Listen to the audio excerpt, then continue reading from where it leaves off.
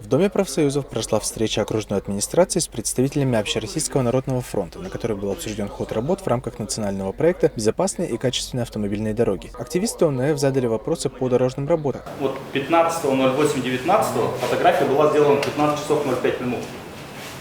Здесь начинается укладка асфальта. Ну там были. Да, вы там были. Да. И вот на фотографии четко видно то, что проезжая часть сухая.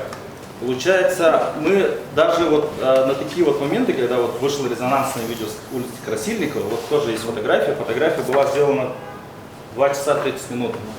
Здесь уже уложенный асфальт. После того, как подрядчик уложил данный асфальт до дождя, он должен его обязательно укатать. Укатка происходит с применением холодной воды, чтобы что?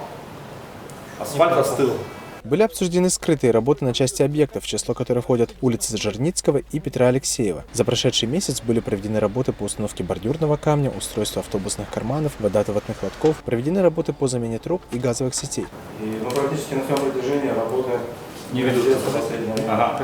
А вот как... Вначале, когда перекрыли, работы велись, да, газовики работали, да, где-то водоканал сработал. Но в целом, то есть вначале движение было, потом недели 2-3 практически ничего не происходит. Вот теперь вопрос, а как появились бордюры со стороны Пирогова? Они как-то волшебным образом появились? Как появились автобусные карманы? Как появились водоотводные лотки? Как появились трубы? Как появились врезки? Они просто за 3 недели и появились? Начальник управления дорог окружной администрации Валерий Домотов прокомментировал ситуацию по улице Бестужева-Марлинского.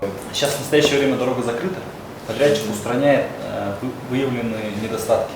У нас были недостатки в части качества асфальта, у нас были недостатки в качестве уложенного бордюра, в части отсутствия крышек люков. В таком виде работы мы не должны принимать. Ну и не надо. И не надо. Представители регионального штаба Общероссийского народного фронта заверили, что будут продолжать диалог с городскими властями. Иннокентий Корякин, Азамат Ягасов, Якутск ТВ.